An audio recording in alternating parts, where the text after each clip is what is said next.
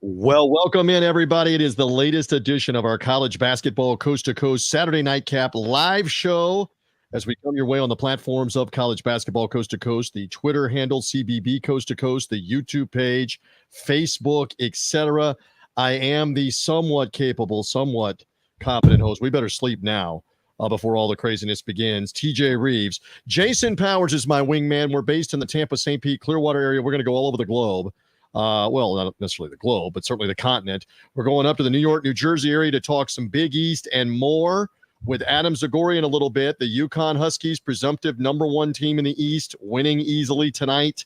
They've locked up the number one seed in the Big East tournament. Adam will talk about that and the rest of the Big East. Also, North Carolina, impressive tonight over Duke. Do they have a number one case right now for a number one seed? Certainly the best team in the ACC, outright ACC title. We're going to talk to Adam about that. Chris Daubertine of bloggingthebracket.com will be here in a little while to give us his thoughts on who's in, who's out with just 8 days to go. Actually, at midnight, it's 7 days to go until Selection Sunday. So Chris is here in a little bit, and Matt Zemek will be here, the West Coast Bureau Chief, breaking down all things Pac-12, Mountain West, etc., everything west of the Rocky Mountains. Matt's all over it for us on college basketball coast to coast. Hello, Jason Powers. What a day yet again today. This never disappoints. It never fails to deliver. A big win for Houston and a blowout over Kansas. How about Kentucky goes into Knoxville and beats Tennessee? I mentioned North Carolina, a large win for them at Duke. Welcome in the madness and the mayhem. And we punched the first ticket, Jason Powers. That is Morehead State. Yes. The first automatic bid team. They are in the NCAA tournament by winning the Ohio Valley Conference automatic bid tonight. Jason, how you feeling? I'm doing well. Before we get to all the mayhem, we got to let our audience know TJ Rives celebrated a birthday a couple days ago. Right. Like Teddy Valentine, 5'4" with a push, shooting two. When Teddy was in Cameron tonight for Carolina Duke on the court. 5'4" push. I know, the big 5'4" for me. Love it. Happy birthday. Thank you, my friend. I was born before the three-point shot and the shot clock were a thing. So thank you. A quick thought on anything Saturday, a couple quick thoughts, because Adam Zagori is standing by to talk Big East with us in a moment. I think the theme of the game today for me was just watching some of these results. I think you had some teams that had already clinched a conference title that maybe got a little lackadaisical. Tennessee, South Florida. We're going to talk about them, but maybe a little bit of, the sharpness was gone because they'd already clinched. Maybe not as much urgency. And when you're dealing with 17 to 22-year-olds, you get some of that from time to time. No doubt. None of that for Houston, obviously, with how they looked today, that's for sure, or North Carolina or UConn's case. So plenty of breakdown. You see there on the screen. We are here Saturday night live. If you're hearing us in podcast form on Sunday, that's fine too. We're going to talk about some results in progress, which Sunday you already know. But let's get some breakdown, shall we? Let's go to guest number one. I always love the insight of this guy, NJ.com, his Zags blog as well, zagsblog.com. Hello, Adam Zagoria, joining us on college basketball coast to coast live here on a Saturday night, my friend. TJ Rives, Jason Powers, hanging with you. All right, sir. The Big East has basically shaken out. I know the Seton Hall game is still in progress as we do this live, but UConn has been very impressive tonight with Providence. We saw Creighton lead big with Villanova, but then give up the lead and have to hit a last-second shot to win. So, Adam, welcome in, and your thoughts on the Saturday in the Big East to lead us off. Yeah, well, first of all, happy birthday, TJ. I'm sorry I missed that. We went, by the way, to a Brazilian steakhouse, and I don't need to eat anything for about 48 hours. I'm good, peeps. I'm good. Go ahead, Adam. We'll celebrate at the Final Four and Phoenix poolside. But, yeah, the Big East, I'll tell you, it's shaping up to be an exciting first couple days at the tournament here in New York City. It's going to be in the mid-60s. The sun is going to be out in New York City. Hopefully this rain is going to go away. But we got a huge, looks like St. John's Seton Hall game at 2:30 on Thursday. Seton Hall beat St. John's twice this year. The second victory caused Rick Pitino to go, nuts on his team and say they weren't athletic enough and couldn't defend. And since then, all they've done is won 5 in a row. So that's a big-time popcorn match. It's tough to beat a team 3 times in one season. Seton Hall is going to have to try to do that. And then you would assume the winner of that game will get UConn in the semis, assuming UConn takes care of Butler or Xavier. And then in the bottom half of the bracket, you've got Creighton as the 2 and Marquette as the 3. All right, so a thought or two from you today. I laid it out there that UConn has won tonight. Marquette did win against Xavier. What about Creighton up big at Villanova in a game that Villanova could have used to help their at-large case? Villanova came roaring back in the final 4 minutes, down 12, but a last-second win nonetheless for Creighton, a last-second shot to win. Any overall thoughts on the action in the Big East to wrap up the regular season on Saturday? Yeah, well, I mean, credit to Villanova for making a comeback. They were getting walloped, I think, 32-8 or something. Yeah. Come all the way back. Trey Alexander, big-time player, NBA prospect, hits the game winner there. I've said to you multiple times, TJ, Creighton, they were the preseason number 9 team in the country. They're not super deep. They're kind of like Kansas. But, if you tell me in a couple weeks that Creighton's in an Elite 8 or maybe even a Final 4, I won't be shocked. They have a really potent offensive team, and Greg McDermott is one hell of a coach. Villanova, it's a tough loss. They're kind of on the bubble. There's a lot of criticism of him there among the Villanova fans, right? They were spoiled. They had Jay Wright win 2 national championships, and Kyle Neptune has lost a couple key games in a row here. And Neptune came out today before the game, said this is our Super Bowl, and you come out and are down 32-8 at home. To me, that is a bad. I know they made a good run at the end, but that's a bad loss. As much as they were getting manhandled for 3/4 of that game. Yeah, I did not hear his quote. He is fond of saying that Villanova is every other team's Super Bowl. No, he said this is our Super Bowl today. Yeah. Well, they didn't play like it. That's for sure. No, they did not. Again, you may understand it better on the layout of who UConn would potentially meet. Would it be Seton? Hall? St. John's winner is who UConn would meet in the quarterfinal. UConn is the 1 seed. UConn's won 7 Big East tournaments. Let's keep in mind they haven't won one since 2011 when Kemba Walker worked his 5 games in 5 days magic. Of course, UConn wasn't even in the Big East for a portion of that. They were in the American, but they also hadn't won a Big East regular season title before this year since 1999. And what's crazy is they've won 5 NCAA championships since they last won a Big East regular season championship. So now they're trying to, follow up the regular season with the tournament title. I think if you're St. John's, that game is a little more important against Seton Hall. St. John's is kind of still a little bit on the bubble. They're in according to a lot of bracketologists, but if they beat Seton Hall, I think they're definitely in. I'm not sure the game means as much tournament-wise for Seton Hall, but of course they want to win. That's the voice of Adam Zagoria. You follow him at Adam Zagoria, Zagoria. You find him at NJ.com, the conglomerate of the New Jersey newspapers, their websites. He does fantastic work in the New York, New Jersey area, not just on college basketball, but college basketball recruiting. I'm coming to Duke in Carolina, and one more question. And Cooper Flagg was courtside in his Duke stuff tonight, the number 1 recruit in the country, and it didn't matter tonight for what North Carolina did. Adam is hanging with us on the College Basketball Coast to Coast live program while we have him here for a couple of more moments. I'm sure John Shire would have liked to give Cooper a uniform tonight. Sure. Let him lace up the kicks. More on that in one more second. For the audience here, if it is not one of the faves, Connecticut, Creighton, Marquette, give me a team, who knows, but give me a team, not one of those 3, that could be really dangerous at the Garden. I have a feeling I know what you're going to say, but let's see what you say. Yeah, I mean, look, I'll be shocked if one of those 3 teams doesn't win it. Look, I cover Seton Hall all year round. I think they're a good team. I think they could win this game against St. John's. But, you got to pick St. John's right now. I mean, it's their home court. The games are played at the Garden. They've won 5 games in a row since Rick went nuts on his team. And, maybe they make a little run, but I'm not sure I'm not sure either one of those teams gets past UConn. I don't think so. Hey, Adam, real quick. Have you been I've been impressed that even though they've lost the last couple games, I've been impressed with how competitive Marquette has played without Kolak. on the road at Creighton. Yes. They played UConn pretty well. I think that's a good omen for Marquette as we move. If Kolak comes back, even if he doesn't play next week, I think that's a good omen for them moving into the tournament.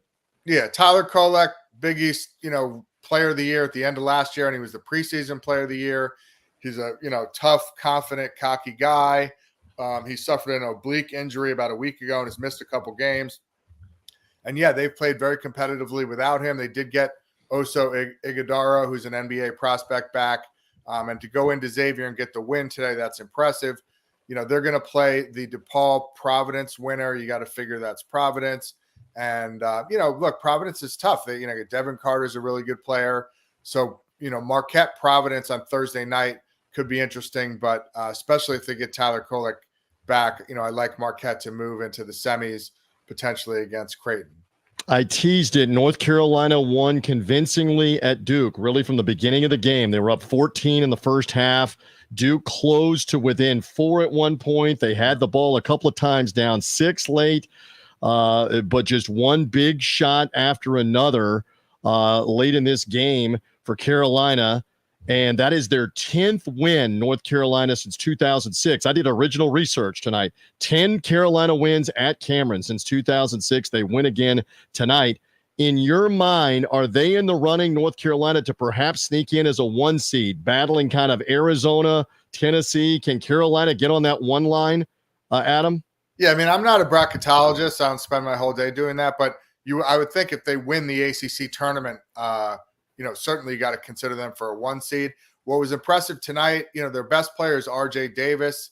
He's a local kid from here in White Plains, New York. Duke defended him really well. He wasn't a factor in the game.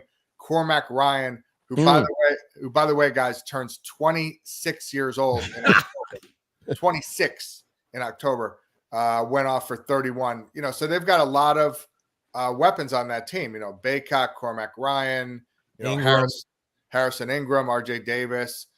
This is a team that, got to the championship game 2 years ago and has a lot of those key guys back. So, North Carolina is a real shot to make it to the Final Four and beyond. Yep, they look tremendous tonight. Again, the Big East tournament will slot out with all of these final results. Adam will be all over that. I love your insight. As always, my friend, I promised I'd get you in and get you out on the live Saturday Nightcap show because he's still watching the end of the Seton Hall game. He's writing about that and all the mayhem. Quick recruiting note here, too, guys. Please, yes. There's a lot going on, but Carter Knox is a 5-star wing from Overtime Elite. He's the brother of Kevin Knox, who played at Kentucky. Carter Knox committed to Kentucky tonight, giving them, yet another 5-star guy, loaded class for John Calipari.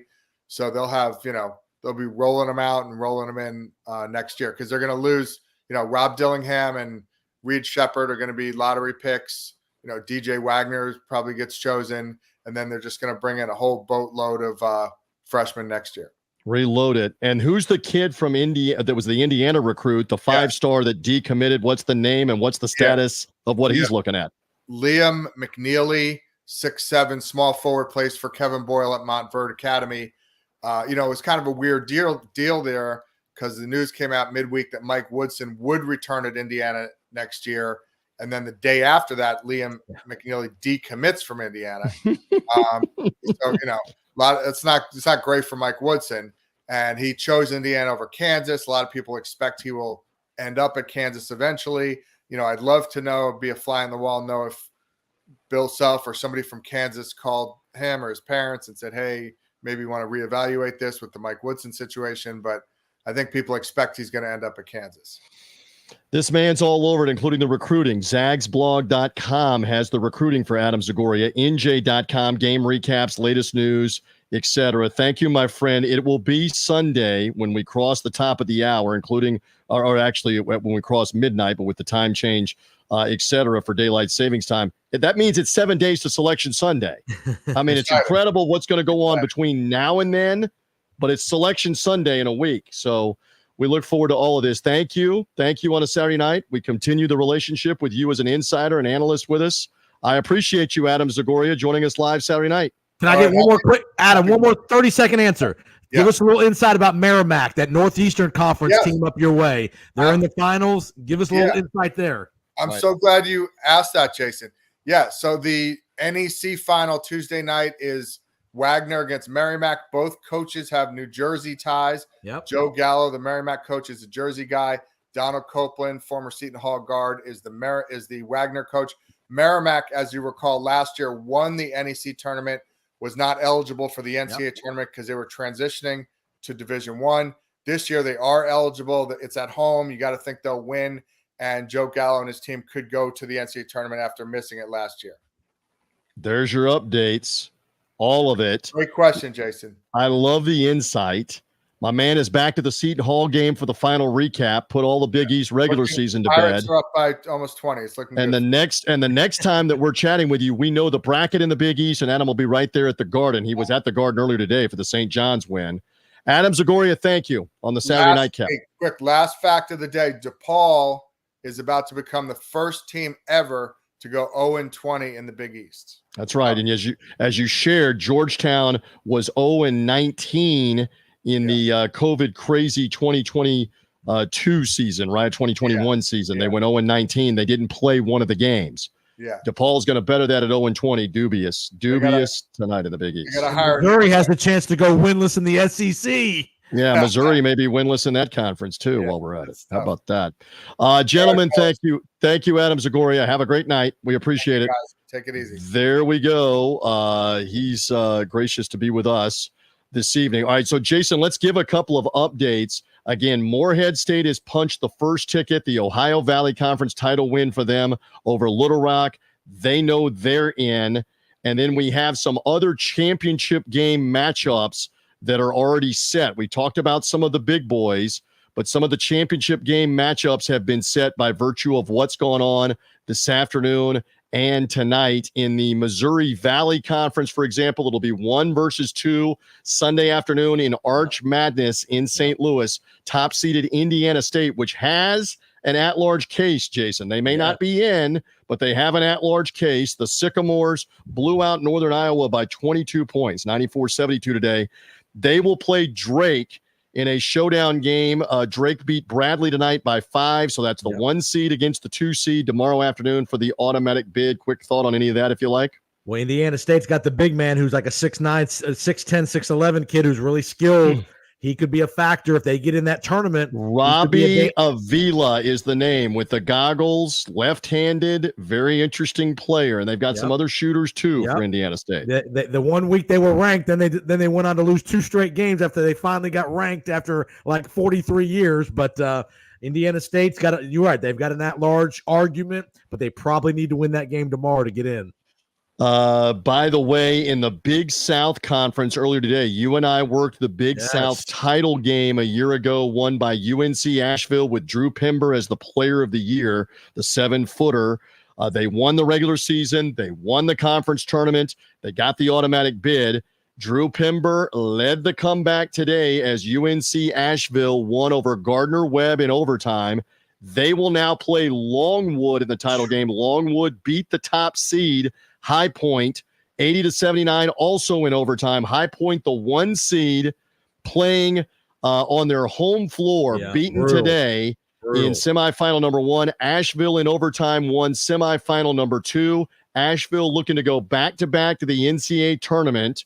So a quick thought there. That game is Sunday afternoon for the automatic bid in the Big South Conference. And we were in a similar state last year. UNC Asheville was against Radford, who was a lower seed, and they struggled for most of that game. So maybe you never know. Can Longwood, who only won 6 conference, I think they were 6-10 in the conference and like the 7 seed, something like that, in the conference tournament. Can they pull the stunner? If they win that game, you can book their flight to Dayton for sure. They'll be in Dayton for one of those 2 16 matchups if Longwood gets it done tomorrow. Yes, amazing. The automatic bid's already going out. You're going to see those games tomorrow afternoon. Pressure of being the 1 seed. No doubt. Pressure of being the 1 seed. We've seen it over and over again in the Atlantic Sun smaller conference. Eastern Kentucky was the 1 seed, and they lost right away on their home floor. Anything can happen, obviously, in March. All right, speaking of anything can happen, we're live here on College Basketball Coast to Coast and the Saturday Nightcap Show. You see that you can find us on Twitter, /X at CBB Coast to Coast. Find us on Facebook as well as YouTube under College Basketball Coast to Coast. We need to also let you know that our live channel on TuneIn is also there. The live and the streaming channel on TuneIn will come to life. That will happen on Tuesday night for the Horizon. Look at that on the bottom of the screen if you're with us on the video on the Saturday Nightcap. Tuesday night live coverage of the Horizon League Men's Basketball Championship from Indianapolis. The Horizon League defending champs, Northern Kentucky, are in the semifinals along with Cleveland State. That's in the semifinal round that pulled off an upset. Also, Milwaukee knocked off Green Bay to advance on into the semifinals. We'll work the championship game on TuneIn and the College Basketball Coast to Coast live channel for the automatic bid. Winner is probably a 16 seed. Winner might even be in Dayton in the first four for the Horizon League title on Tuesday. And as you see there, you will join me, Jason Powers. Next Saturday night, we will be in Las Vegas for the Mountain West Conference title game, my friend. You, me, and TC Martin of the TC Martin Show in Las Vegas will be on the call of the Mountain West Conference title game. And what a tournament that's going to be. 6 Eastern time title game.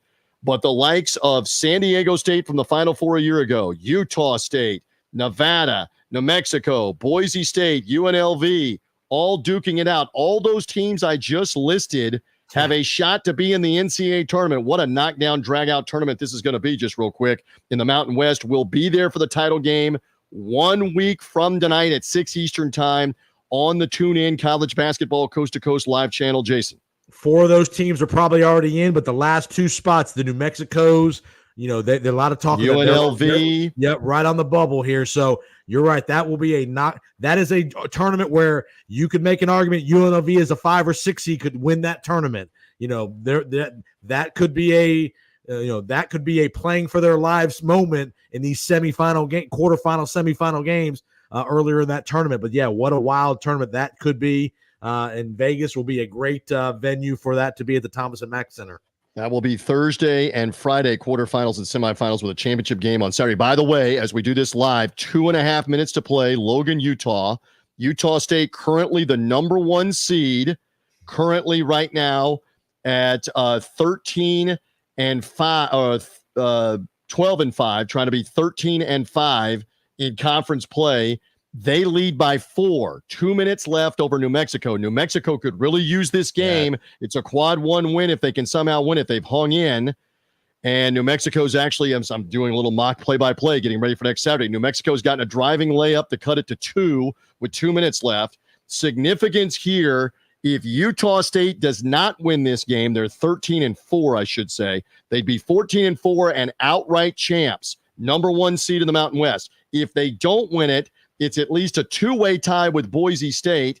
And coming up, if Nevada wins in a little while, later tonight with UNLV, it's a 3-way tie at 13 and 5 if Utah State doesn't win.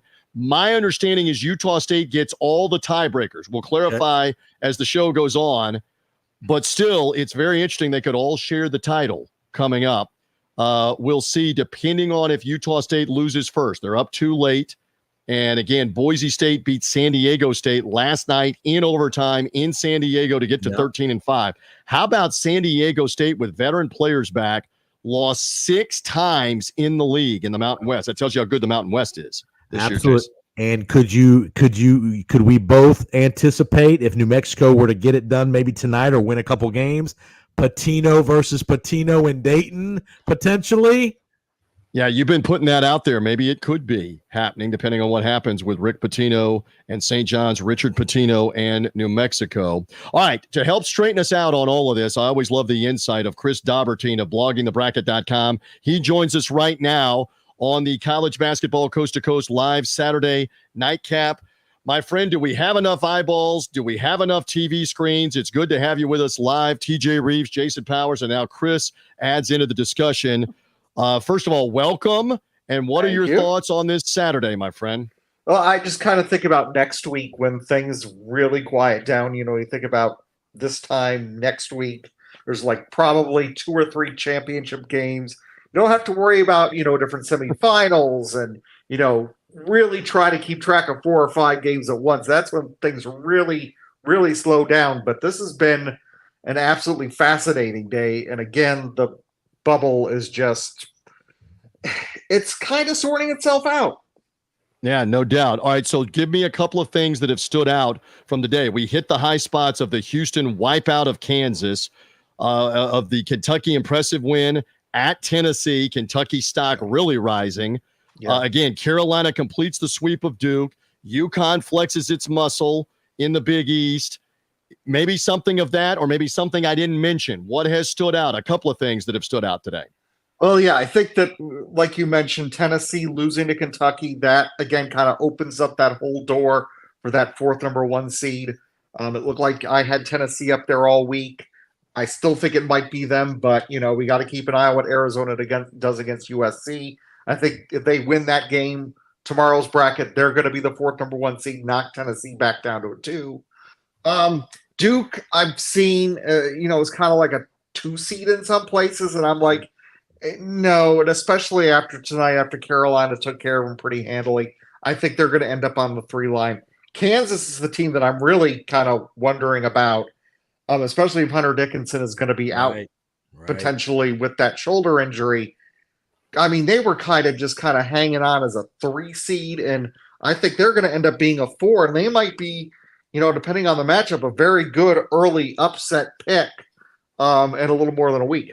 Let's clarify, and then Jason, you'll get in, that Hunter Dickinson hurt himself late in the game with Houston in the blowout. Separated shoulder. They're confirming. Bill Self confirms separated shoulder. They're going to do an MRI on the shoulder Sunday. He said, I don't know what his availability is going to be for the Big 12 tournament. And the other key is they don't get an extra day of rest. Kansas is going to play on Wednesday in the Big 12 tournament instead of the bye into Thursday. So, again, it's a fluid situation. That's what Chris is referring to. We'll see what happens with Hunter Dickinson. Jason, go ahead with a comment or a question. First off, I think there's no way Dickinson plays next week. There's nothing really for Kansas to gain. They're going to be a 6 or 7 seed or whatever. That they're not going to gain much by him playing.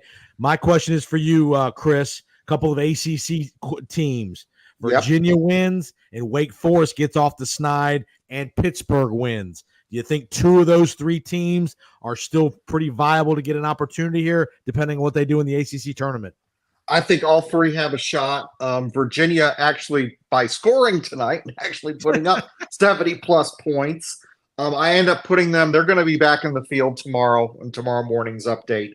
Wake will still be on the outside looking in because of that bad loss to Georgia Tech at home at midweek. But they're going to have an opportunity, and Pitt's going to have an opportunity. And I would not rule out Virginia Tech either. I think that if any of those teams can really get hot and get on a run to the Friday semifinals, or maybe even knock off Carolina or Duke and get in that final, they're going to be able to make a great case for themselves right at the end.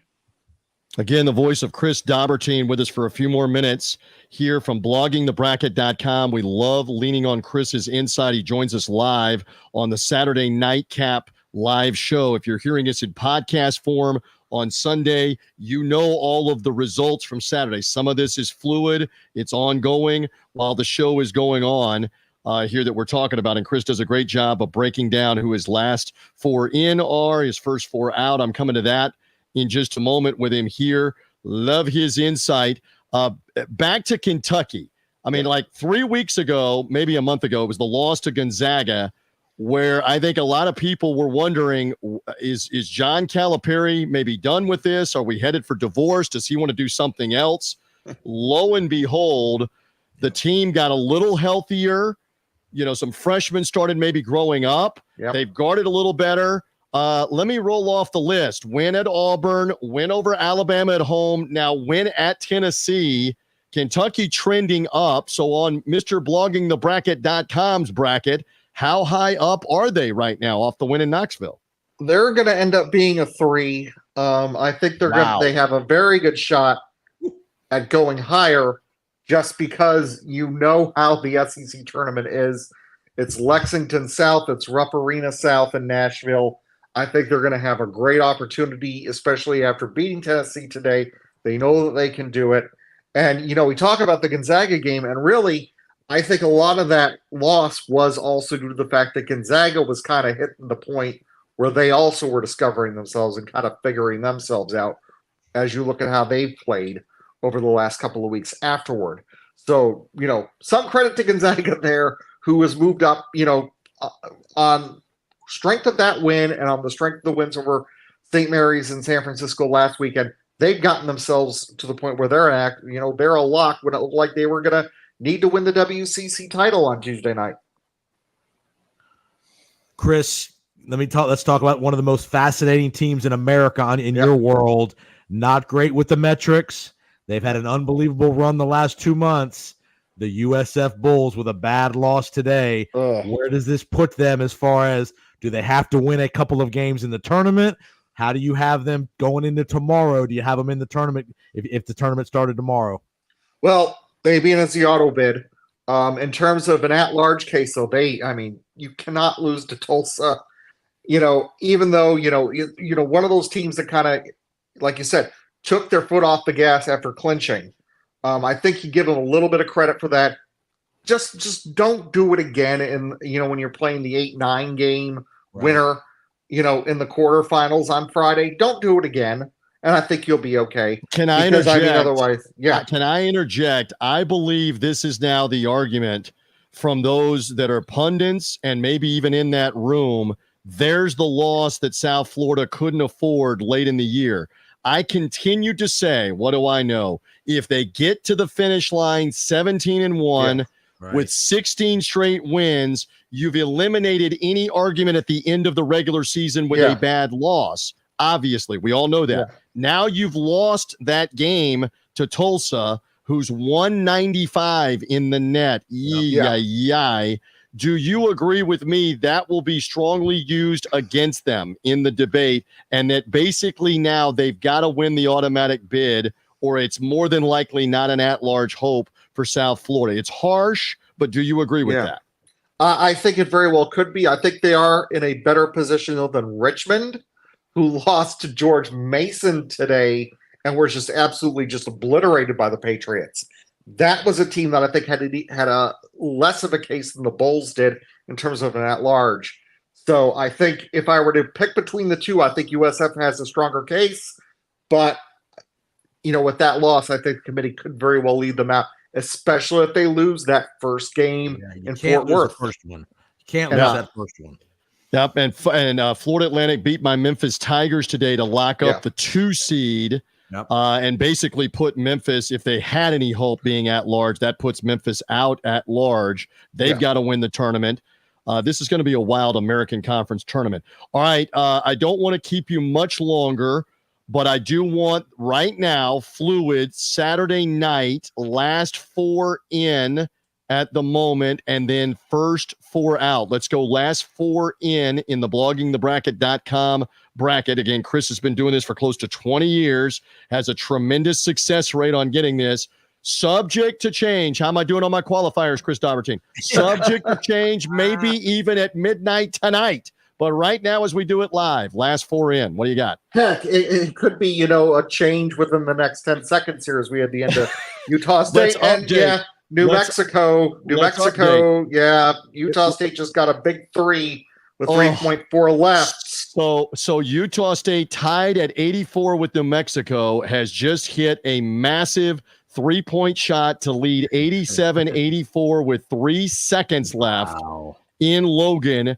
That is a damaging loss potentially for New Mexico. Maybe not. It would be a huge win if they could get it.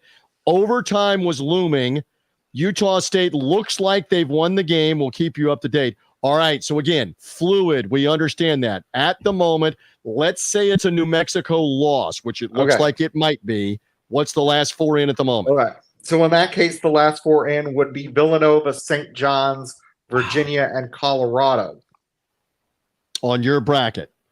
If New Mexico somehow hits the 3, and we don't know, we'll update it in a little while, gets into overtime and wins, you would have them last 4 in. Yes. By virtue of this win over Utah State helping them. And who would that ease out? In that case, Colorado would be the team, because Colorado is the team that's currently sitting outside waiting on this result. All right. Who else is on the outside looking in? Just outside looking in your last four, your first four out. Colorado, Wake Forest, Iowa, Texas A&M. An interesting A&M destroyed Ole Miss today. Yeah, they're done. We mentioned Wake Forest got the win over Clemson. So they are lurking. Indiana State, any chance they make it if they don't win tomorrow? Yes, there is. And also don't discount Drake. Drake is kind of knocking on the door too.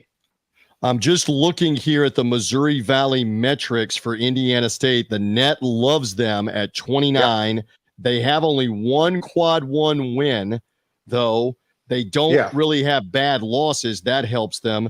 By contrast, Drake has a 46 next to their name in the net, but they've got 3 quad one wins. Yeah. So again, maybe they could be at large, but isn't it likely this is winner in, loser NIT or somewhere else in the Missouri Valley Sunday afternoon, St. Louis, right, Chris? Yes, that's right. And I think that, even with the NIT changes this year, I think whoever loses that game is going to be in the NIT. I don't think there's any doubt about that. And again, there's a couple of other instances where a team may be at large. Dayton out of the Atlantic 10, right? Except, Dayton's a lock.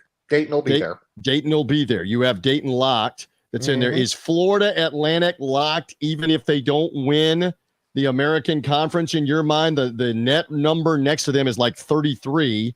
Yeah. They've got some out of conference wins. Are they in without an auto bid?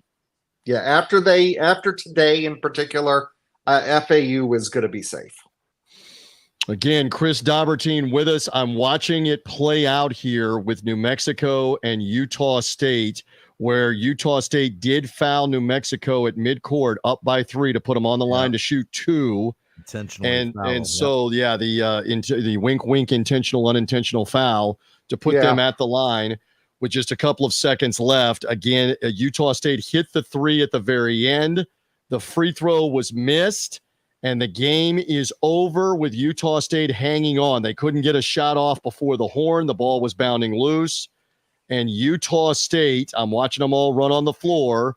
Utah State has won the game and won the Mountain West regular season. That means they'll be the number 1 seed at the Thomas and Mack Center for the Mountain West Conference tournament. They finish 14-4 to win the Mountain West tonight. So very interesting on that tournament that's coming up and the craziness of that finish. And again, the significance, repeat it, Chris, as we do this live for New Mexico, there was another chance to win a key game. A New Mexico team that has lost late in the year to UNLV at home, has lost late in the year to Air Force at home, lost another game recently, and now lost tonight at Utah State. Yeah. We can't emphasize enough. The committee starts looking at this and saying you had chance after chance after chance to be in the field, and you lost the games. Where do you have New Mexico now off the loss? First team out. Welcome to the reality, the harsh reality of not winning late in the year. And New Mexico, one of those teams. Is a team like Villanova, who's lost couple games in a row now, looked poor today, that first 30 minutes or so against Creighton. Are they in a must-win a game in Madison Square Garden situation next week? Do they have to win that first game? I think so, especially because they had so many bad losses earlier in the season that are weighing them down. Chris Daubertine does a great job with bloggingthebracket.com. By the way, the team that I was searching for, they lost also to San Diego State on the road. New Mexico's lost 4 of their last 6 games. No shame in the San Diego State loss. They also lost at Boise State, but they lost to UNLV at home. They lost to Air Force at home late in the year. Now they've lost this game against Utah State. That's 5 losses in their last 8 games, by the way. Not exactly a strong resume on that one. This guy is strong always. Bloggingthebracket.com. They need to read it. Again, whether you've heard us live on this Saturday night or in podcast form, check it out. Bloggingthebracket.com. You'll be updating everything Sunday, correct? With the bubble watch and the locks and the teams that are in. We didn't go over this. Just real quick on the locks. Big East, how many locked right now? You don't have to go through all the teams, but Big East. How many locked? Right now, Big East is still 3 locked up, and that's it because the bubble is just so crowded there. ACC 3 locks at the moment with more to That's change. it. Yeah. SEC has how many locks as of Saturday night in your mind? The SEC still has 6 locks since Mississippi State couldn't beat South Carolina today. Big 12, what do they have? 9, 8, or 9 locked? No, they're actually down to about 7 because Oklahoma and TCU were sliding a bit. 7 for the Big 12. Big 10, how many locked at the moment going into Sunday? And they got a lot of Big 10 games playing Sunday. Ooh, yeah, right now they're locked in at 6. 6 at the moment. 2 Pac-12, correct? Yep, that's right. That's Arizona, Washington State, and Mountain West 4 locked at the moment. Well, that's going to increase because now we'll have Colorado State on the list, so that makes it 5. So 5 locked in the Mountain West. I love bloggingthebracket.com and Chris Daubertine. Use that as your resource, the SB Nation family of sites. Chris, thank you on a Saturday night, hanging with us on the live nightcap. I always appreciate it. Absolutely, guys. Thank you so much. There is Chris Daubertine with us. We appreciate him hanging out here with us on the program. Again, Matt Zimick, the West Coast Bureau Chief of the program. Everything Pac-12, Mountain West, West Coast Conference, all of it, Western basketball. He's due to be with us in a few moments. Jason, your reaction to some of what Chris was saying there on a Saturday Live Nightcap show. Go ahead. I'm amazed how much love Villanova keeps getting with they keep losing. They look bad today. I know they made it close there at the end, but they just keep losing games. I'm very surprised Villanova is getting as much. And I know they won a couple games earlier in the year, a couple non-conference games against some good teams, but I'm surprised. I just watching Villanova play a couple times. I don't like what I see out of them. All right. And so let's look at the resume. They won the 3 games all the way back at the beginning of the year in November. The Battle of Atlantis. 1 win is Texas Tech, who's in the top 40 of the net. Another win is North Carolina, who's 10 in the net. I get it. So those are important out-of-conference victories with those two. They lost to Kansas State in a neutral. Actually, they lost a head-up game at Kansas State. Villanova did in the Big East, Big 12 challenge. And other than that, all right, let's look at the conference wins that matter for Villanova.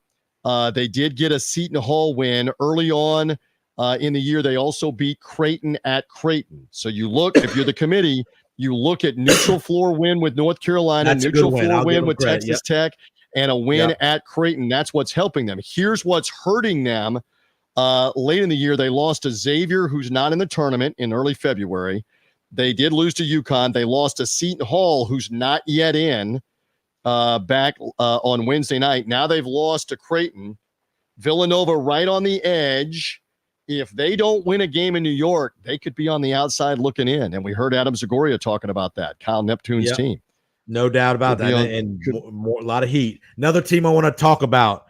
Brutal stretch the last 2 weeks. Mississippi State lost a brutal game today to South Carolina. Our guy Bart Heitch, who used to play there, Final Four team. That's a brutal. I think they've lost 5 in a row, if I'm correct. They have just played their way completely out of this tournament going into Nashville next week. It's hard to believe. Same with Ole Miss. Got just crushed today at home by Texas A&M. A very bad loss there for Chris Beard and Ole Miss. You know, we were talking about it with New Mexico, but it's the same thing there with Mississippi State in that example. And you look at some other ones, whether it's Wake Forest late in the year, the committee will look at teams and say, what I was just saying earlier with Chris, you had chance after chance after chance. Now, I know Wake Forest beat Clemson tonight, but those chances going by the wayside when you lose at Notre Dame, you lose at Virginia Tech, you lose at home to Georgia Tech, they're going to look at those and say you had chances not to screw your resume, and you screwed your resume. You lost those games at the end of the year when you were a debatable team. And it'll be interesting to see how the committee weighs teams like Wake Forest, teams like Mississippi State versus teams like Indiana State, USF, who don't get the opportunity to play the high-quality schedule night after night. How do you weigh those two resumes? Because I guarantee you South Florida is going to be a fascinating discussion in that room next week. Sure, they've won the American Conference, 16-2 to finish, but again, that loss to Tulsa, and we'll get to Matt Zimick in just a moment here on the live Saturday Nightcap to give us a few more thoughts. That loss to Tulsa today is to a team that's 195 in the net, and there's your argument against They also lost earlier in the year to UAB, and UAB essentially is a 100 team, 95 or 100 team in the net. So those are two damaging losses late in the year. Again, how much do they weigh the fact this team won 15 games in a row, beat Memphis at Memphis, swept Charlotte, beat Florida Atlantic, beat SMU, who's in the top 50 of the net, Florida Atlantic in the top 40 of the net? How much do they weigh that? I believe right now they're going to have to win the automatic bid, because the argument will be there that if they do not, same kind of thing. You had chance to beat Tulsa in the final game of the regular season. You didn't. You had a chance to win the automatic bid after that. You didn't. As frustrating as that is to hear, it all adds up. I think they got to get to the final. I think if they get to the final and are competitive against whether it's FAU or whoever's on that side of the bracket, I think if they get to the conference final, they're regular season champions and they get to the conference final, I think you have to find a spot for them. Even if it means they go to Dayton, I think they have to be in the tournament if they at least make the conference final. That's the voice of Jason Powers. Very good. TJ Rives with you. It's College Basketball Coast to Coast live on our platforms. Come find us and subscribe on YouTube. Find us on Facebook. We've shared that out on Facebook. Also find us as well on the CBB Coast to Coast Twitter handle. We're streaming there. Find the College Basketball Coast to Coast YouTube channel. You'll see that right now up on the screen. That will be live from the Horizon League title game Tuesday night, 72 hours from now, less than 72 hours from now. Horizon League title game where Northern Kentucky's the defending champ. This is the conference with Cleveland State, with Milwaukee, with Oakland. Oakland, the northern Detroit suburb, is the regular season champs.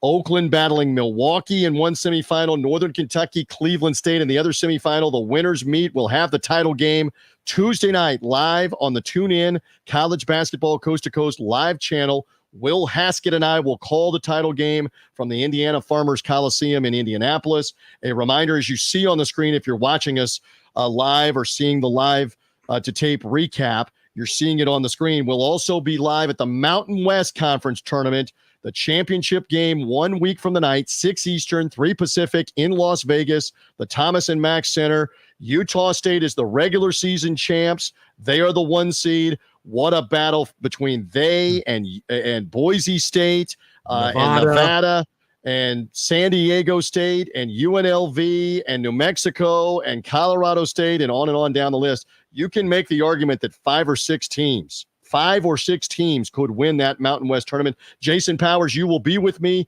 in Las Vegas. TC Martin will be with us. We'll call that game next Saturday night.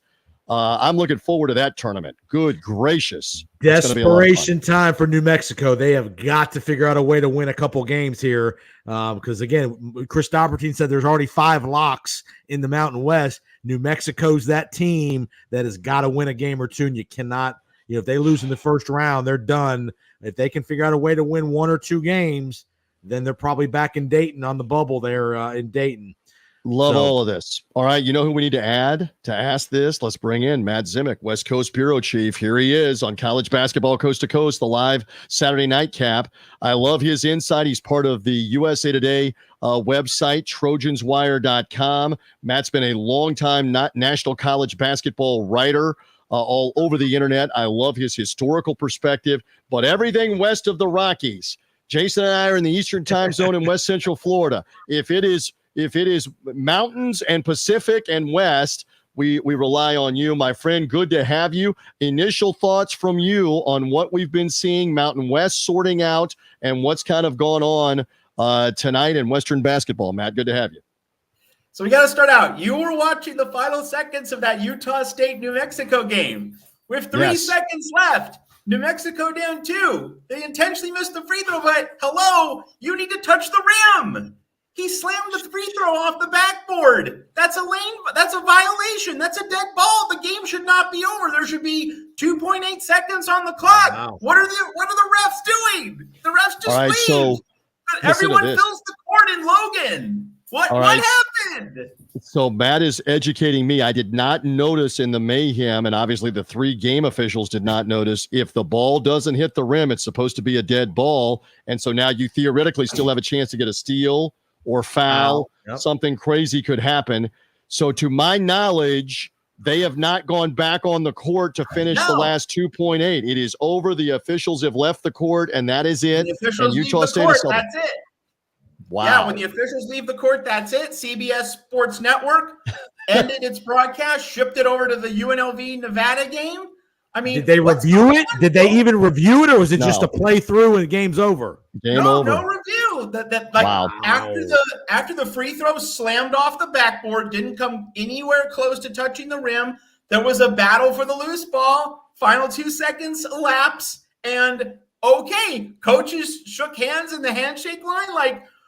Richard Pitino, just to my knowledge, in terms of the CBS Sports Network broadcast, they didn't show Richard Pitino up in arms. They didn't show anyone from New Mexico protesting. I can't believe this. This is just staggering, because this is basic stuff. You have to hit the rim.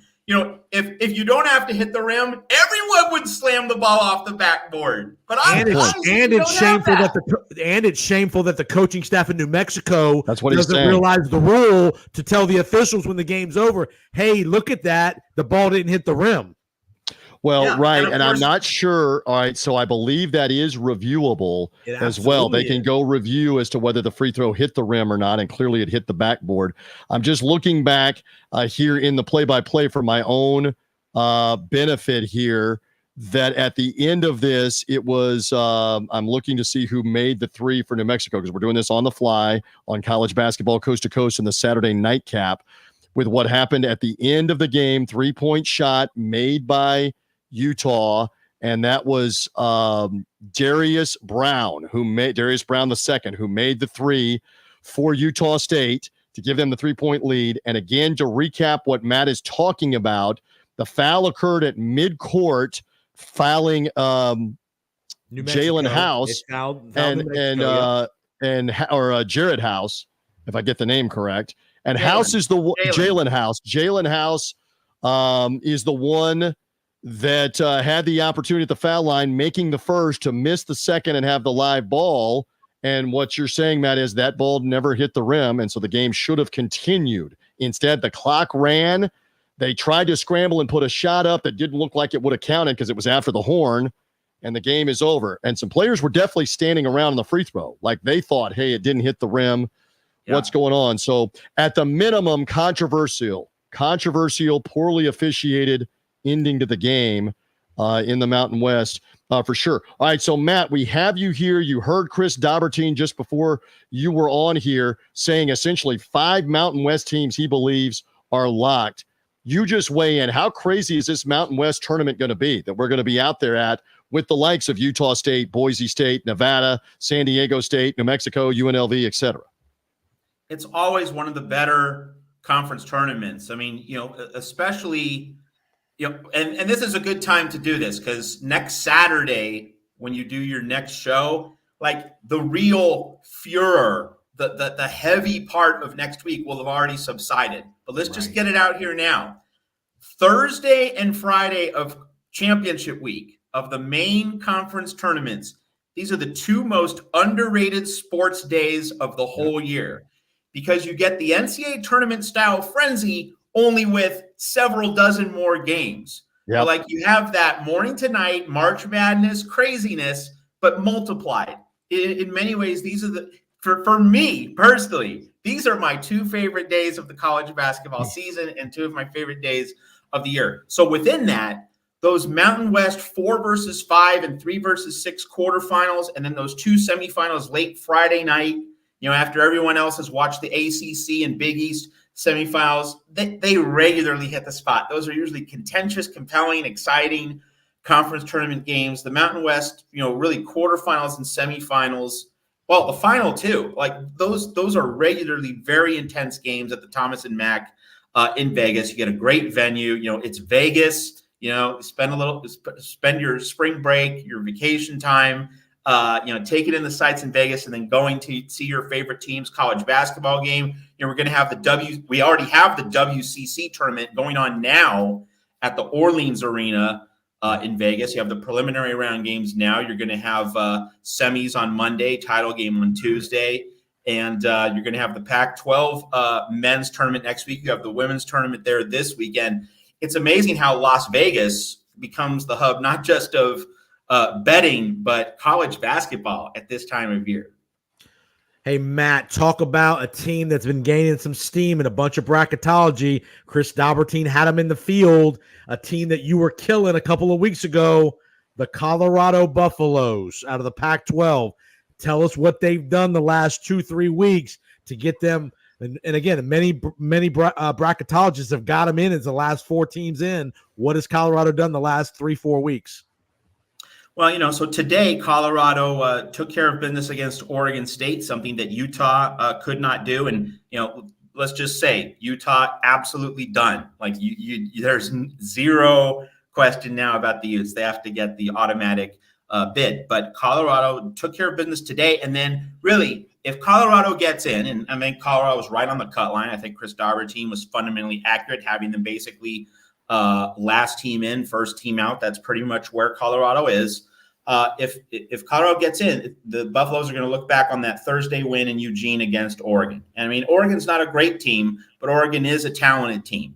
And that was an uphill battle. Oregon started out really hot in that game, got a very early double-digit lead. So Colorado had its gut check moment right away. What was this team made of? How is this team going to respond? And Tad Boyle's guys, who've had a very rocky and uneven year and have generally underperformed, with Eddie Lampkin, transfer from TCU, KJ Simpson, Tristan Da Silva, like that, there's a lot of talent there. There are a lot of pieces there. And there's some size, there's some length, there's some quickness, there's some guard play. Really, it's a team that did not come together the way many people, myself included, feel it should have. Colorado was at or near the preseason top 25, viewed as a team that could really make some noise, maybe be like a 5 or a 6 seed.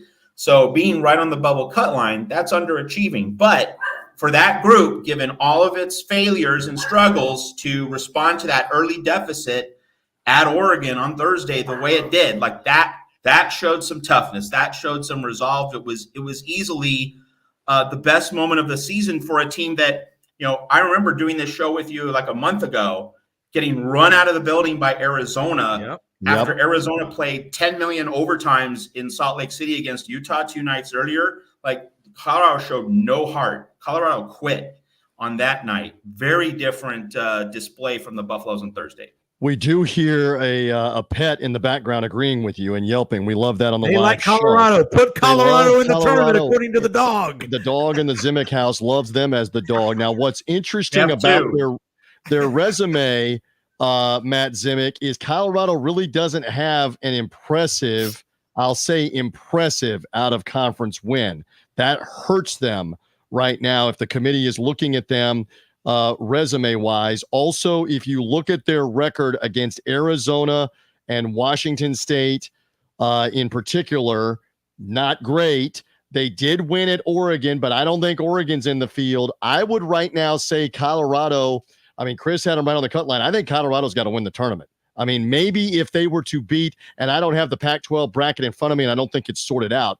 If they were to beat an Arizona or a Washington State before the title game, that helps. How much does that help? But I still think Colorado's in the boat that they probably need the automatic bid. Matt Zimick, what do you say to that? So Colorado is going to be a top 4 seed. I think Colorado is going to be the 3 seed in the Pac-12. Don't quote me on that, but Colorado has clinched a top 4 seed. So that's helpful. You're not playing in the first round against a low-rated team where, like the value of a win is minimal, but a loss knocks you out. So Colorado avoids that first round sand trap. So Colorado's straight into the quarterfinals. And so if you're playing a mid-tier team, the 6th or 5th seed, the value of a win there doesn't help a lot. I mean, it doesn't boost the resume a lot, kind of what you were alluding to, and a loss would be fatal. So Colorado must win one. No doubt. Everyone would agree Colorado must win one. I would probably say that if Colorado gets 2 wins and that second win is a semifinal, and I think if Colorado is the 3, Washington State's the 2. So if Colorado goes out and beats Washington State, an NCAA tournament team, and a Pac-12 tournament semifinal, that would probably be enough. I wouldn't say absolute lock, but I'd say it would be hard for the Buffs to miss. Obviously, if there are bid stealers, if there are other plot points from the other conference tournaments, then Colorado might need that second win as kind of a buffer, insulation against other bubble surprises. So I would advise the Buffs to win too. I think if they get to the Pac-12 final, they'll be good, most likely. Obviously, if you win the auto bid, that salts it away. You don't have any debate or discussion. But I would say Colorado needs to go out and win 2 games next week in Las Vegas. And so Colorado's bubble situation has to be measured relative to the other bubble situations. So you have New Mexico, and Chris Daubertine was mentioning, like New Mexico and Colorado, they're right there next to each other on the seed list. And then you also have UNLV, and that game is underway against Nevada. UNLV's made its way into the bubble discussion with the win over San Diego State. Some other really solid recent wins, beat Colorado State as well. UNLV's in the picture, not ahead of New Mexico and not ahead of Colorado, other Western teams that we've been talking about here. But UNLV at least is in the picture. And if UNLV can win at Nevada on the road, then that would move UNLV closer to the bubble. But it's a study of moving parts and just one bubble drama among many. I'm not sure of this, but I saw this being talked about on Twitter earlier this evening, guys. Apparently, TCU and Oklahoma are playing in the first game of the Big 12 tournament. If that's the case, I don't know that for a fact, but that was discussed. If that is the matchup, the loser is sweating. TCU, Oklahoma, no doubt. If they play, the loser of that game is sweating. Very good chance the loser of that game goes to Dayton, but could fall out, all the way out of the field. And so a team like Colorado, New Mexico, UNLV, they would all love TCU and Oklahoma to indeed be a first round matchup in the Big 12 tournament, because the loser is going to be sweating, and those teams can gain on the loser of that game. I'm just double checking. The dogs are hounding you, are barking. Do they need to be taken care of and addressed, or do we have time to ask you one more thing? Because I can hear the one in the background. They're just play fighting a little bit. All right, they're having a good they're time. Not yelling. They're just kind of whispering. They're scrapping right now. All right. So I would say that's the Oklahoma Sooner Beagle, but not quite. Right. And so you make a great point too, that if you're a Colorado bubble team, if you're a New Mexico bubble team, Chris was talking about that. We've been talking about this on the show. You're being compared to Wake Forest and Virginia and South Florida. And if Indiana State doesn't win in the Sunday afternoon Missouri Valley Conference Championship game, they've got the best at-large case between they and Drake, it looks like. You're compared against all of those different teams. You're compared against a Northwestern that's beaten Minnesota tonight, by the way, in the Big Ten. You're compared to a Michigan State. You're compared to a Villanova, a Seton Hall. So what essentially happens is that committee will whittle it down and get down to the final 2 or 3 at-large spots. And then in their procedures, they'll put a group of 4 teams up, and they will look at those 4 teams and say, is anybody out of this 4 worthy of being in? And one will go in. And then they'll put another group of 4 up, a couple spots left, and say, is anybody out of this group worthy of being in? Let's discuss and vote and put them in. That's where, again, this whole conversation rests over the next few days on your last chance to make an impression and a resume. 2 more quick things, and then we've got to scoot. And I know you've got to scoot as well. The West Coast Conference tournament likely going to come down to St. Mary's, Gonzaga in the championship game. It always seems to be that way with the way that it unfolds. Both of the Gonzaga's in, and I think St. Mary's has got to be in. So that's 2 from the West Coast Conference. Yes, Matt Zimick, real quick. Yes, I think that settled itself with Gonzaga winning in Moraga last week, and also winning it against San Francisco on the road. The Zags pretty much sealed their case. The Kentucky win, the San Francisco win, the St. Mary's win, and then St. Mary's losing just 1 game the whole WCC season. So they both solidified their case. I mean, if they lose before the WCC final, that it probably is just going to influence seeding and slotting. Like if Gonzaga loses in the WCC semis, then maybe the Zags go to Dayton. but I don't think they'll fall all the way out of the field. And the only chaos would be is a bid stealer to the automatic bid champion. Santa Clara, San Francisco. Which is unlikely, but you can't say never on that. I had one more. Go ahead, Jason. Matt, who's the wild card in the Pac-12 of the 5, 6, 7 seeds? Of somebody that could, in theory, make a run and win that tournament? Oregon? Nate Biddle, Oregon's big man, or one of Oregon's big men, is injured. The Ducks just do not seem to have a fully intact roster. I would go with UCLA. I mean, and I not that I'm confident in UCLA, but I'm just saying that, a Mick Cronin defense sinks its teeth into an opponent, right. Create those rock fights in March. The other team could get rattled. Like I can see, UCLA got drilled by Arizona on Thursday, but let's remember, UCLA had Arizona on the ropes in McHale in Tucson. Not many other Pac-12 teams were able to do that. Washington State was, but we're not talking about Washington State in terms of a bid stealer. I still think it's UCLA. I wouldn't say Utah because Utah can't find its way home when it's away from Salt Lake City. So I'm definitely riding off the Utes, but Oregon just hasn't been healthy, and that's not an excuse for missing the tournament. But it does, bode very poorly for Oregon, trying to win 3 games in 3 days. You have to have a full complement of horses, and Oregon doesn't. And I would just say as a postscript, a lot of people are talking up USC. And I get it. Like, I understand, there is some talent on this roster. But if it hasn't come around by now, why would you think that USC is going to win 4 games in 4 days? So, like, that USC talking point, I'm surprised so many people are going into that well. Yet he's writing about it at trojanswire.com, the USA Today website, about the USC Trojans, who have looked better as of late. Hey, before you go, I don't just want to restrict you to everything Western. Give me like 90 seconds on anything else you want to talk about from Saturday or this weekend, as we're now about to be to Selection Sunday, a week from Sunday. Anything else? You have the buffet.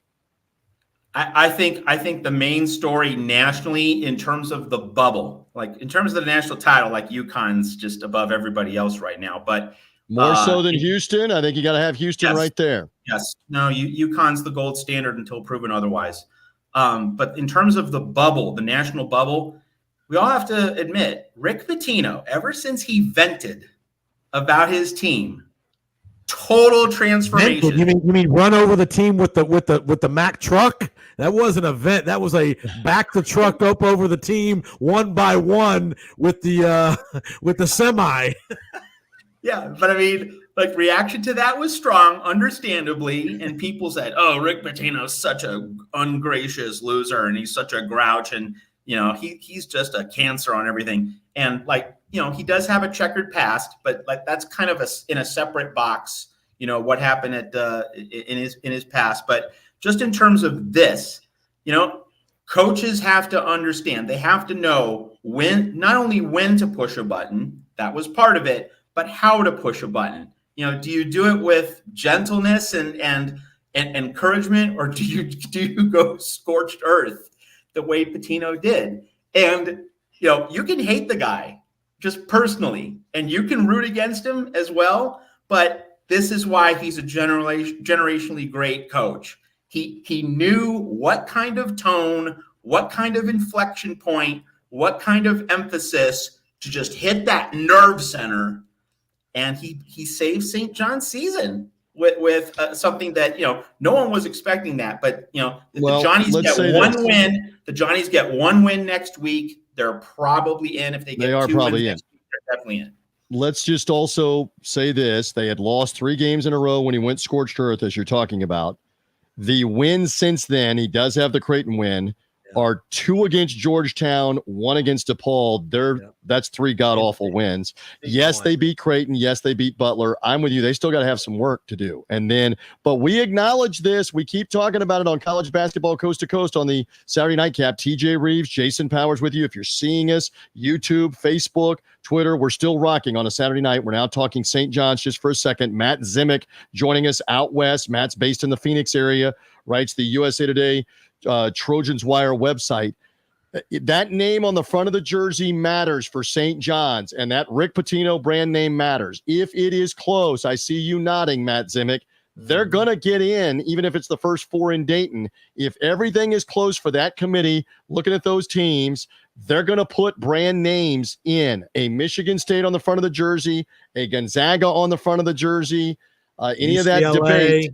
Yep. If it's UCLA, if it's close, Kentucky, Kansas, if they're ever in that position, brand names matter if it's close and if it's debatable. So stay tuned on that. You want to respond to that real quick before we go?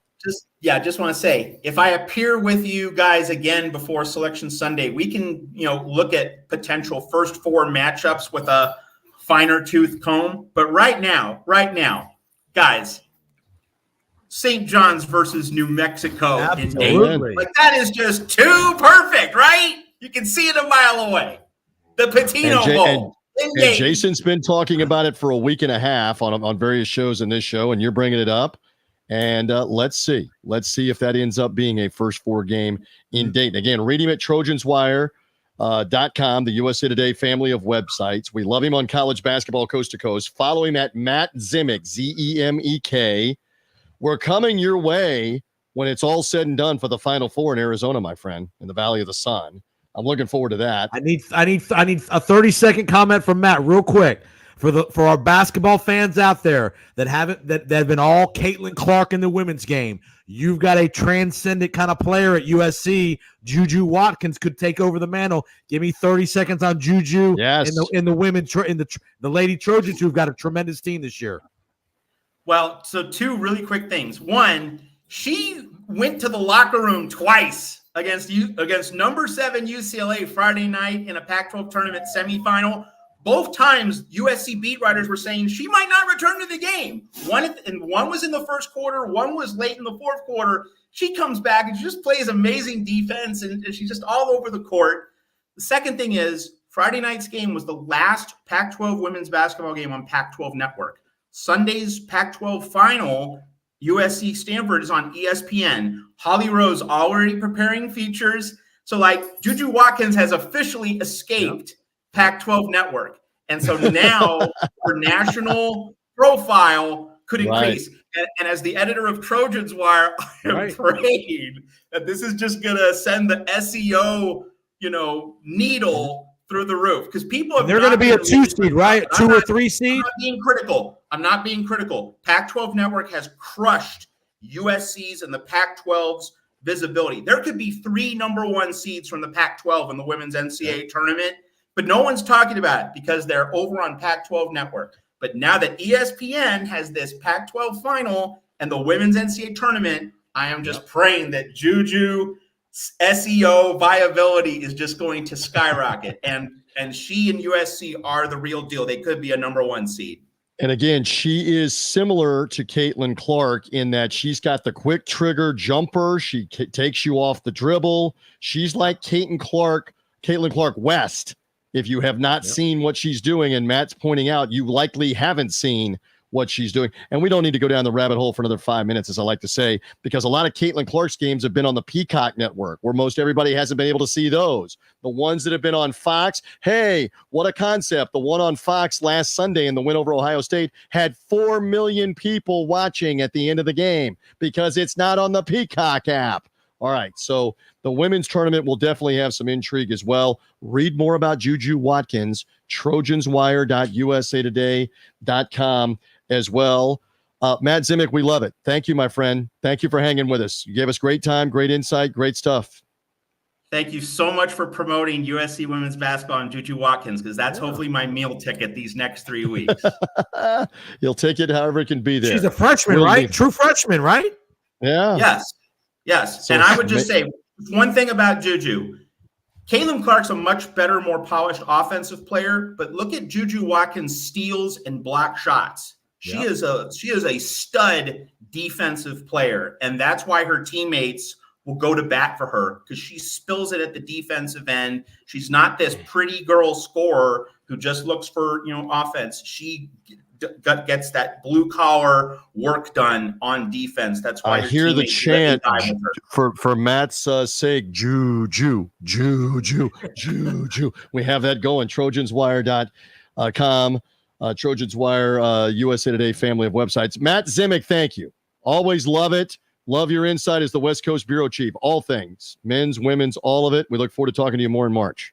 Thank you. I am indebted to you guys. Make TJ walk the dogs when he's out there for the Final Four. Make him walk the dogs. See the dog. The good news, there we go. There goes Matt Zimick. Thank you, Matt. The good news is my dog was walked earlier tonight and is long asleep. Now, who knows what happens at 4 a.m. Eastern time. We'll see. All right, couple more updates while we're here and while we are at it. Nevada hosting UNLV. Again, important game for UNLV as a resume builder because Nevada is one of those Chris Daubertine locks from bloggingthebracket.com. And right now, the Nevada Wolfpack have led most of the first half by 8 or 10 points. They lead 33-25 late in the first half. Nevada, I'm not sure who gets the 2 seed behind Utah State between Nevada and Boise State. But if Nevada wins, they're 13-5. Boise State won last night over San Diego State. They're 13-5. Significance there is who gets to wear the home jersey, the white jersey, or in this case, Utah State's wearing gray for a home jersey. And also important, you stay away from Utah State, Nevada, and Boise State until the title game. Right. Depending on what happens and how it shakes out. So we shall see on that result. Not many results of note that are still ongoing. We'll keep you up to date on anything else.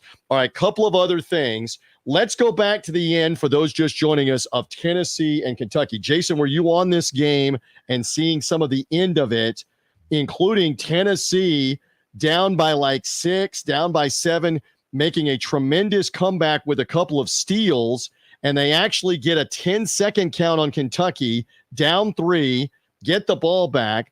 Dalton Connect, their outstanding 6'10 shooter scorer, has had a monster game. And you know what happened or what didn't happen? They didn't get the ball in Dalton Connect's hands with a chance to tie the game with a 3. Another player ends up taking the 3 and missing.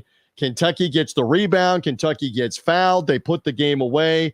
Your thought, doesn't the ball have to at least be touched by Dalton Connect in that situation?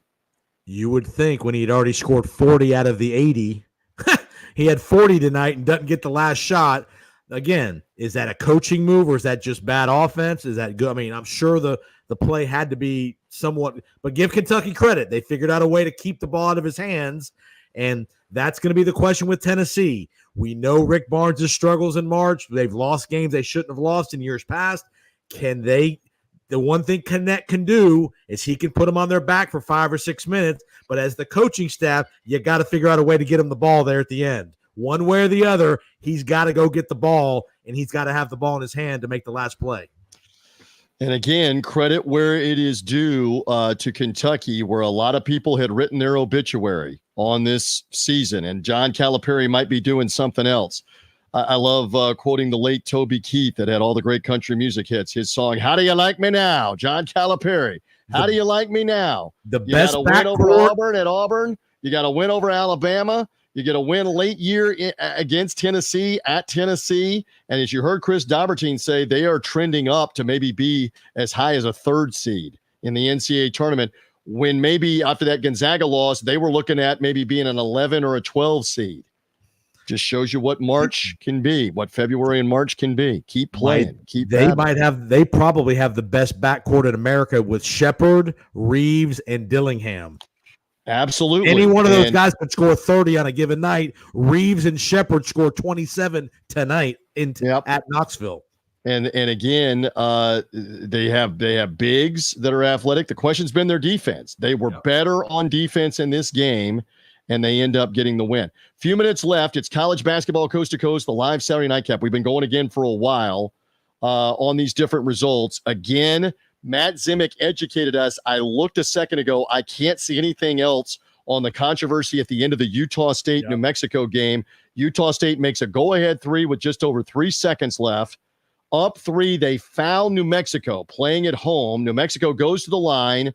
Jalen House makes the first free throw, Yep. then intentionally misses the second free throw. But the controversy is the ball never hit the rim, which is supposed to be a violation, dead ball, clock doesn't move, Take it out of inbound the bounds. ball with just over 2 seconds left, like 2.5 left.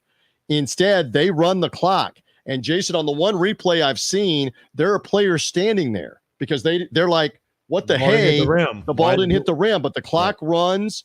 The New Mexico player tries to grab the ball, fumbling it, doesn't get off a decent shot even at all. The game ends. Students are running on the floor, crowd on the floor, and the refs leave the court, and the game is over. Matt's point was that should have been dead ball out of bounds and game still on with New Mexico down by 2. Instead, Utah State has gotten the win in Logan, Utah. They've won the regular season in the Mountain West, 14-4. They get the win tonight by 2. They'll take it. They'll take it and go be the number 1 seed, but just some controversy at the end. And from an officiating perspective, the 2 up top officials, that's their job, is to make sure that ball hits the rim. It's not like they're all looking at the official underneath the baskets watching the lane activity. Correct. Those 2 up top officials, that's their number 1 deal, is to make sure that ball hits the rim, especially in a late game when you know New Mexico is going to miss on purpose. This is not a scenario where they didn't know that was happening. They know what's going on here. If they had decided to, before leaving the floor, they could have stopped everything and gone and looked at that. They could have gone and looked at a review. Did it hit the rim or not? That is something that is reviewable. And they did not do that. And so, again, Utah State has won it. We're not saying that New Mexico would have won the game, but they would have had a chance to have a steal and or maybe a foul, only down 2, and you don't know what could happen. We'll see if any other residual comes of that. This is interesting. Let's talk about Sunday here for a moment while we have the opportunity. So we've got games coming Sunday. Number 3, Purdue will be battling Wisconsin. Purdue's already locked up the Big Ten regular season title. They're looking to sweep Wisconsin. Wisconsin's case has been sliding as of late. They did get a win midweek. So that's some action in the Big Ten in the top 25. Illinois is at Iowa. As Chris Daubertine said, he's got Iowa as one of his last 4 out at the moment. They could use that win over Illinois. They need to win that game. Some other games of interest. We mentioned the Big South title game is UNC Asheville and Longwood. Automatic bid. UNC Asheville trying to repeat as the tournament champs. That one at noon Eastern time. Yep. On ESPN2 from High Point Gymnasium at High Point, North Carolina. High Point upset by Longwood today in overtime. Asheville then won in overtime themselves to advance to the title game. Can Drew Pember, the 7-footer, the player of the year in the Big South? He had a 30-point game today in the semifinal. Jason Powers, can they get the automatic bid? We've been mentioning about Drake and Indiana State. Big game. That one will come up at 2 Eastern time on CBS from St. Louis, 1 St. Louis time, 1 Central time. Indiana State has an at-large case, not a guarantee to be in, but they have an at-large case. Drake, not as much of an at-large case. That's the 1 and the 2 seed battling there. We are interested in the state of Florida in Stetson and Austin Peay. How about Stetson going for an NCAA tournament bid for the first time ever in program history? Stefan Svensson hit the game-winning 3 for Stetson in their win over Jacksonville the other night in the semifinals, playing at home sites. Stetson wins. Austin Peay won on their home game, so now they travel to DeLand, Florida. That's about 2.5 hours to the northeast of where Jason and I are, over on the east coast of Florida. That game, 2 Eastern time on ESPN2 for the automatic bid. Again, Stetson's never been in the NCAA tournament. 100 years of playing college basketball. Crazy. Jason Powers, they've never been in the NCAA tournament. They have a home game Sunday. And this is interesting, too. In the American Conference, it is playing out with the final couple of games of the American Conference. Again, South Florida has won the league, USF. They are the 1 seed for the American tournament in Fort Worth. Florida Atlantic beat my Memphis Tigers today. Not a surprise. Is Penny in trouble? Penny is not in trouble. They are not going to get rid of Penny Hardaway. Okay. His team faltered in a key situation here. But remember, they beat Florida Atlantic a week ago. They had some big time out of conference games. Maybe they win a game and pull an upset. Maybe they upset a USF on the neutral floor. It'd be interesting in my house. They could win the tournament. They can win that tournament. Mrs. Rives. I don't think they can win the tournament. Here's why. It's me against Mrs. Rives again. Memphis against USF, her alma mater, if that's the case. Memphis doesn't defend. I mean, I'm watching the game on CBS today with Andrew Catalan and Steve Lapis doing the game. Yep. And Steve Lapis, in a way, is kind of outing himself because he keeps talking about how Memphis isn't stopping a layup. Memphis isn't stopping a dunk. Memphis's interior defense is letting Florida Atlantic score too many easy baskets. And I'm going, babe, have you watched Memphis for the last 2 months? They don't stop anybody. They don't stop anybody from being able to get any shot really that they want, three-pointer or otherwise. It was no different today. As FAU took advantage of that over and over and over again. The points in the paint at one point was like 28-6 in the game for Florida Atlantic late in the game. They got the easy baskets. They got the win. So again, the American Conference tournament will be intriguing. What did your buddy Seth Davis say about USF on the air? So he didn't even mention them. He did not even mention them in any of the conversation. The only conversations about they had a triple header today on CBS. That's correct, but he didn't even really talk about USF as the conference tournament champs. But this is interesting. In the final regular season day of the season, you've got this point shaving controversy and the spread controversy with Temple, and an investigation, an FBI investigation that's going on what happened with Temple and their game with Alabama Birmingham, UAB. Back on Thursday night, where the line moved, Jason, by 6.5 points throughout the day. The line went from UAB being favored by 1.5, up to 7 or 7.5 points or greater before the watchdog cyber standard for all the sports books, US Integrity, they're called. They started notifying sports books, stop taking action on UAB Temple. The line has gone haywire. Something's going on. So there's now an investigation on whether Temple was point shaving. So Temple is on the floor with Texas San Antonio tomorrow to end the regular season in San Antonio. And interestingly, there's sports books that have a line out for this game. And with all the controversy that's going on, I can't believe that the sports books aren't pulling back on UTSA and Temple and saying, we're not sure if Temple may have been point shaving in their last game, playing no defense, not trying to rebound. What were they doing in that game? And there's further investigation, Jason, that in their previous game with Tulsa, that there was tremendous money bet on the first half over, meaning the over the point total combined for both teams. And Temple, like right away, gave up 20 or 25 points in the first 8 minutes of the game. Bang, bang, bang, bang, getting scored on. And the game did soar over the total in the first half with a ton of money being bet on it. I again submit to you, please give me your reaction. Surprised that some online sports books are taking action, money on Temple and Texas San Antonio. UTSA is favored by 3.5.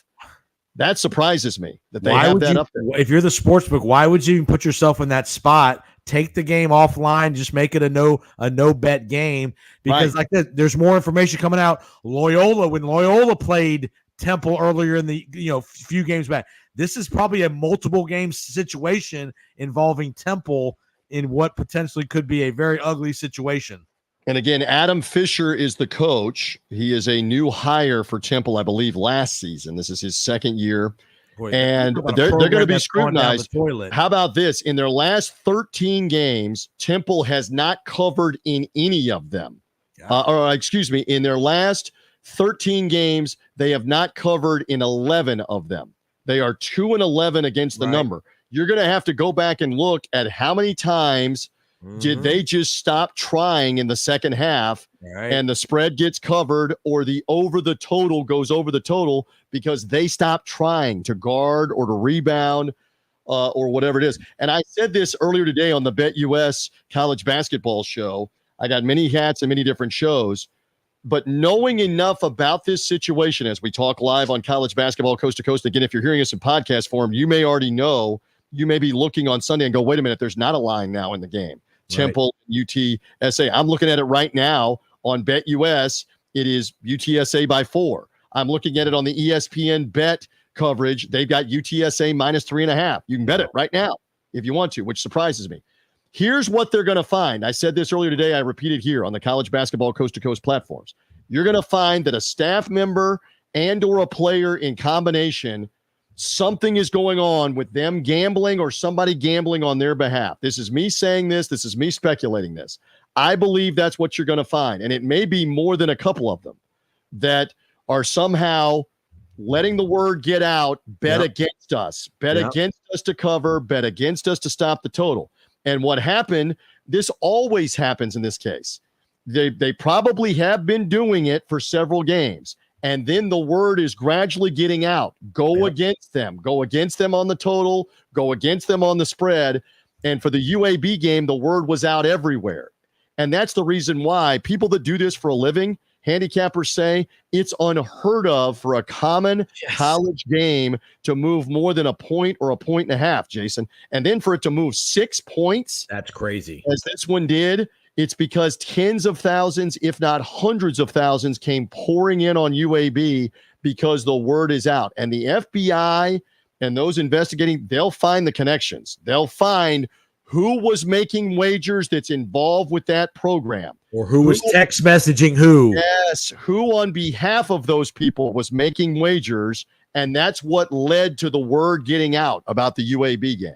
So give me a couple thoughts just there real quick to wrap up. I know it's a big controversy that I've just laid out, but go ahead. And don't be surprised if the day after Temple loses in the conference tournament, that staff is fired. The university taking preemptive action there, especially if they have any whiffs of nefarious activity. Don't be surprised if that whole staff gets whacked the day after they get beat in the conference tournament. And this is not the last you're going to hear about this. I'm just surprised bringing it up live Saturday night. It may change 12 hours from now before that game's being played, that there are still point spreads out there for Texas, San Antonio, and Temple with this controversy looming. Crazy to me. They are in a location of Philadelphia, which is not far from where the fellas like to hang out. There's some of that stuff in that area in the Northeast. And by the way, the legal sports betting in New Jersey and in Philadelphia and in Pennsylvania is massive, massive, massive. Yes. And so you just wonder here about what they're going to ultimately find with Temple's last regular season game tomorrow.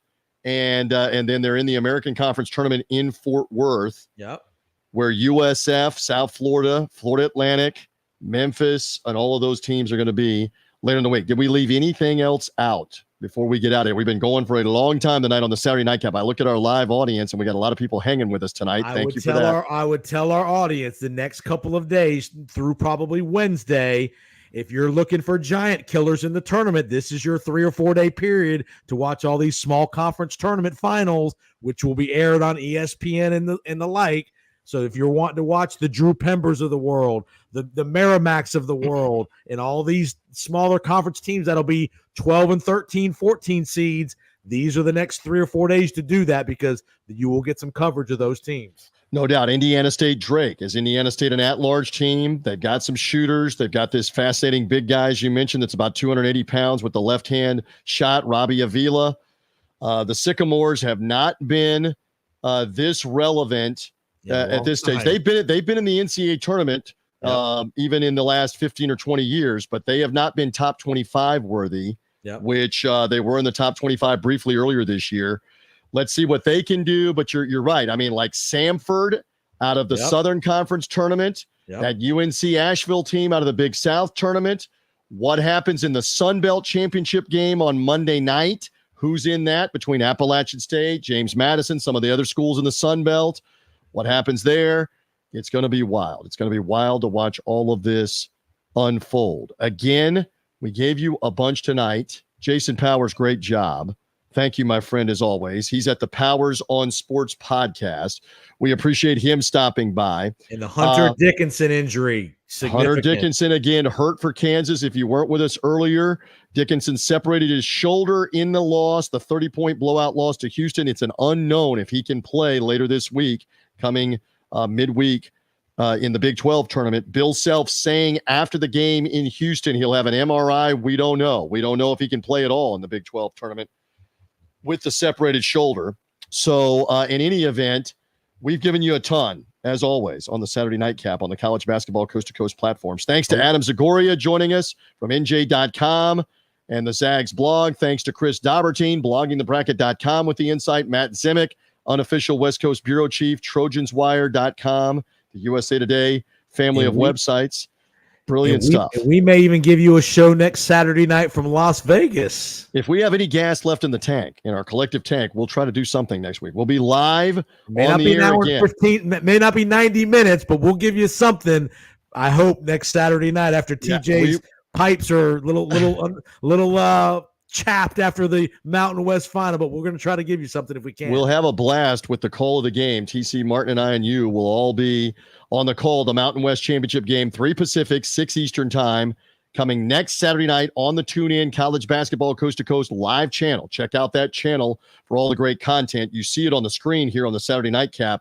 Tuesday night from Indianapolis, the Horizon League title game, Indiana Farmers Coliseum. Again, this is Northern Kentucky, Cleveland State, Oakland, and Milwaukee playing in the Horizon League semifinals. Winners meet Tuesday night. We have the game live on TuneIn, College Basketball Coast to Coast, 7 Eastern time. Saturday, 1 week from tonight, we will crown the Mountain West Conference champion from Las Vegas and the Thomas and Mack Center. Utah State, Nevada, Boise State, San Diego State, New Mexico, UNLV, they're all involved. Who's in the championship game? We'll find out. We'll call it next Saturday night on the show. Jason Powers, Powers on Sports Podcast. Listen to his breakdown wherever you get podcasts, Powers on Sports Podcast. Find College Basketball Coast to Coast wherever you get podcasts, Apple Podcasts, Spreaker, Spotify. Thanks to Chris Daubertine, bloggingthebracket.com. He's promoting us. Adam Zagoria of NJ.com. He's promoting us. Same thing, Matt Zimick helping promote us. Share this show out. A lot of you by the thousands have found the shows in the last few weeks.